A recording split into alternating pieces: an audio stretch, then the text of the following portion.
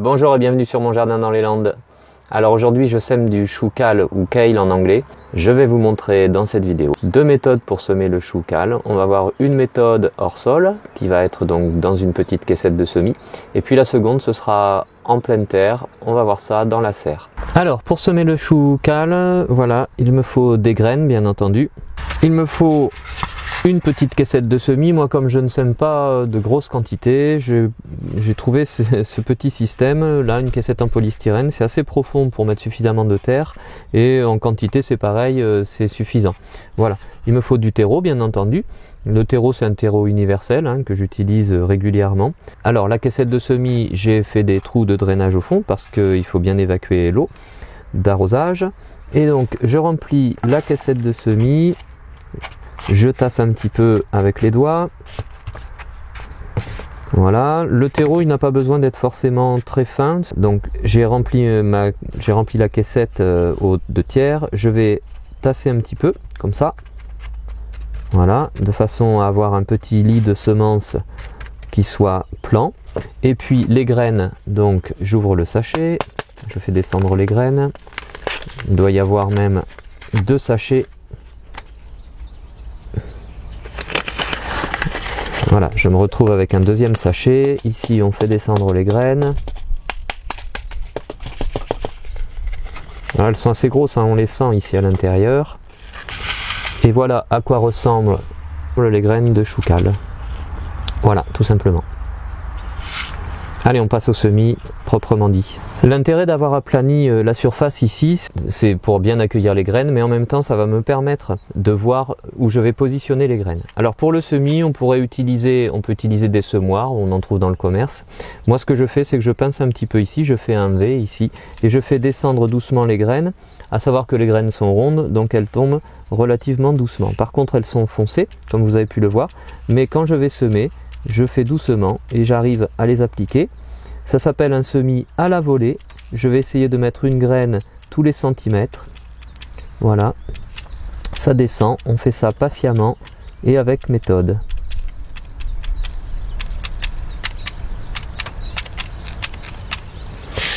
Voilà, j'ai semé et maintenant il faut que je recouvre les graines avec par contre là du terreau fin.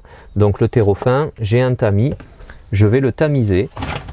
Voilà, je mets le tamis par-dessus et puis je mets le terreau comme ça et je fais descendre le terreau fin.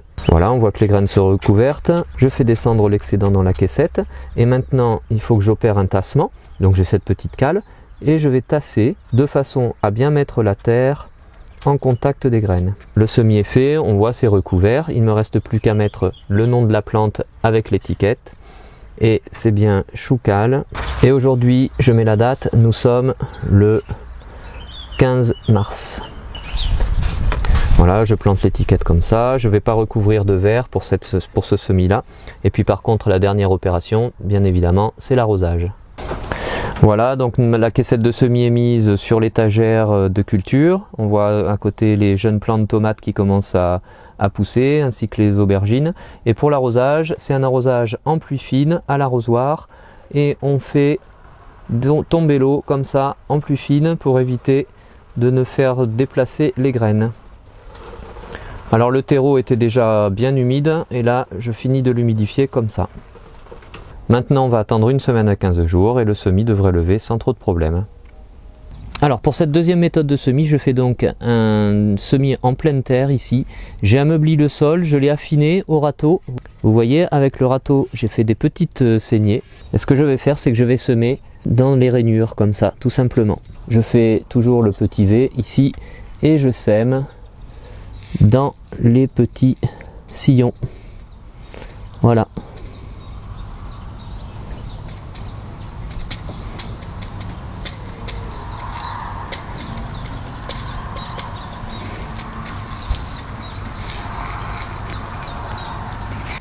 Voilà, maintenant que mon semis est fait, il faut que je recouvre les graines. Je le fais à l'aide du râteau, doucement, voilà, je remets la terre. Tout simplement, il n'y a pas besoin de mettre beaucoup de terre dessus. Et puis je fais un tassement avec le dos du râteau. Parce que là encore, il faut vraiment enrober les graines de terre.